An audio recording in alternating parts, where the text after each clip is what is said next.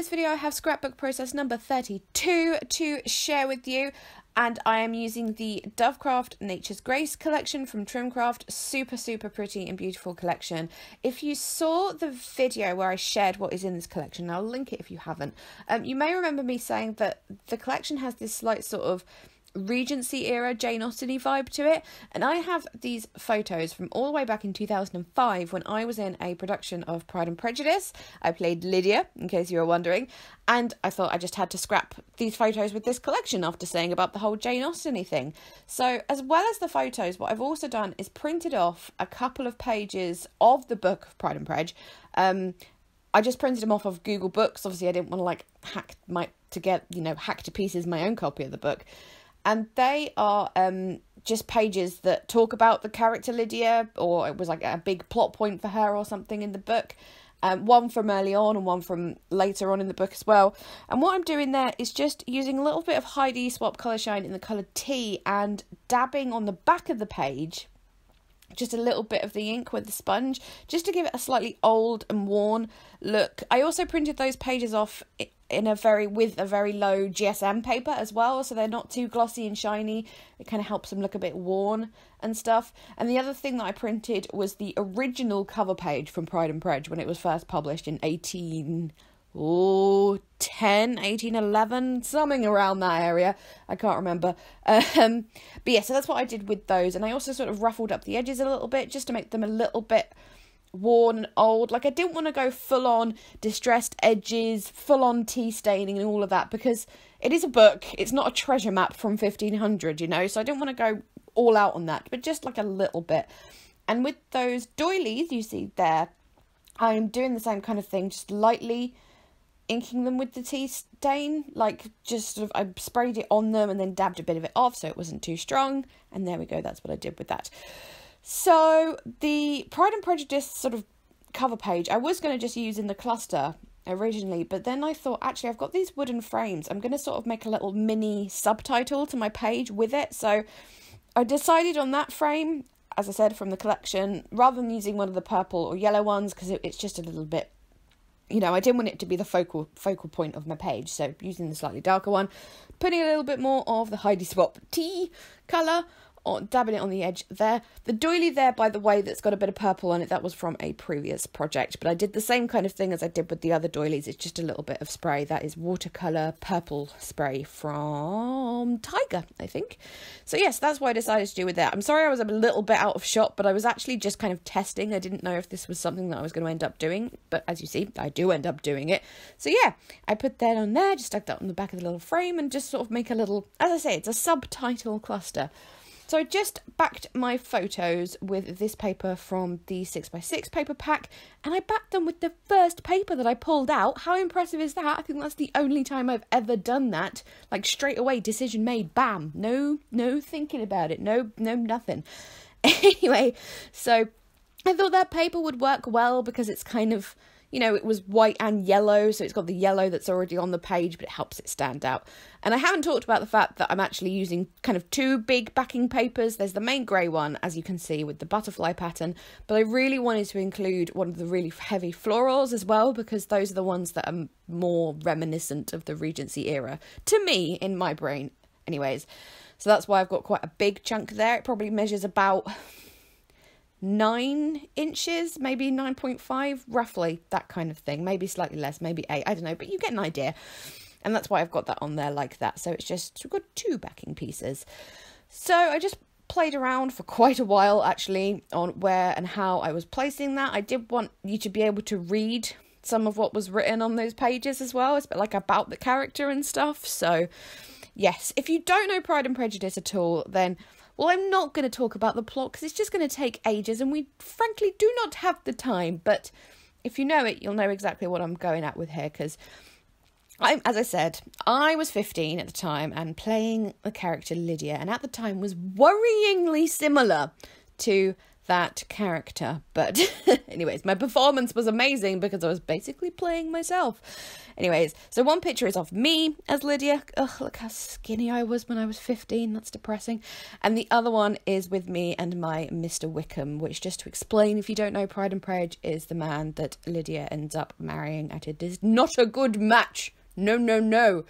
Anyways, but we had a right laugh on set as well. And 2 years later, when I was 17, I was in a version of Emma as well with a lot of the same people, and I will probably scrap one of those photos eventually sometime as well. So once I was happy with how I had got the pictures and those little Pride and Prejudice pages, that was a hard sentence to say, I decided it was about time to stick my big sort of piece there. It's just over A4 size, basically, is what I should have said earlier. Just putting the doilies on really simply like that. And then someone is doing hoovering, so I'm going to have to pause this voiceover. Well, now that is a sure way to throw me off doing a voiceover. I'm fairly sure that it's some spider-related vacuuming because it is 9:10 at night and an odd time to be doing housework. So yeah, I'm guessing that there's a spider involved with that. Anyways, moving on. What am I doing? Oh, I just stuck that down. Didn't need me to narrate that. Anyways, so I actually cut out about 5 minutes of me fiddling around with that frame. I went all indecisive about how to back it and stuff, and you can see there I made another doily with the brown spray instead of the purple. I'm going, oh, I don't know what to do, but I finally did settle on the purple, as there wasn't enough purple on the layout already, and there is purple in the collection. I just wanted a little hint of the purple. And I will be also putting down some, that was not a good sentence, I will be also there will also be some fussy cut flowers, which I think I used in my last Nature's Grace layout, I'm fairly sure I did. So yes, those are just fussy cut from one of the 12x12 paper pads, and I'm just dotting those all over in various places, some around that frame to have my little separate cluster going on up there. And I'm just having the slightest hint of the pink. The collection itself does have only the slightest little hint of pink, so I'm sticking with that, and I'm having just that teensy tiniest thing. I think I only had one more pink embellishment, I think. But yeah, so those flowers are just going around the pages and pictures like so. They're so pretty. I love them so much, and I really like the white ones. I said this last time, but yes, I think they're lovely. So those are all just going on with glue dots, just nice and easy to put down like that. And then time for my title, which I'm just sticking with the very simple title of Lydia, because I just thought, yeah, that'll do. So those thickers there, I think they are called rain boots or something like that. American Crafts, obviously. I don't know if they were from a particular range. I just picked them up as a one-off from somewhere. But yeah, I think they're called rain boots or something along those lines. Just a really nice sort of scripty font. I just thought that would work really, really well. And I'm just sort of putting them on the edge of a little Filofax ruler there to figure out where I want to put it down, and then I sort of stick it down and flip off the ruler from underneath, just like that. So that's just going there. I'm mildly annoyed there is only lowercase in that thicker pack, and I couldn't have a capital L, but it's fine, it's fine, it's fine. What am I doing now? A couple of puffy stickers, just one next to the title, as I thought that looked quite cute there, and then just using that teeny tiny pink puffy sticker as my other little small hint of pink. And then a little bow up on the frame, just because I really wanted to include the bow, and I think bow is appropriate for a Pride and Prejudice layout, because, you know, like bonnets and bows and all that kind of thing. I don't know what I'm on about half the time. What do I do now? Another puffy sticker going down there. Yes. Oh man, it is depressing looking at those photos and how slim. Look at the slim Grace. Ugh, makes you sick. Look at that woman. Bah, woman, teenager. Anyways, moving very swiftly on. Just finishing off, I think I am almost done, with some of the adhesive pearls. Again, like the bows, you gotta have pearls on this sort of Regency Jane Austen themed layout. It was just a necessity. I had no choice, just like the doilies as well. They were just things that had to be included. And I'm just going to finish off with some Heidi Swapp in 2 colours, I believe. So I'm covering up my photos, obviously, because we do not want to get splashes on them. So that's Heidi Swapp Colour Shine, obviously, in Blush, which is a very, very light pink. It's a very pretty and very subtle colour, and I thought that worked quite well with this layout. So I'm just splooshing a little bit of that on. And then, of course, I have become that person who adds the gold onto every layout I have. I've become that person. It keeps happening. I can't help it, but it just goes so well with so many things. So anyway, so a couple of splashes of that as well.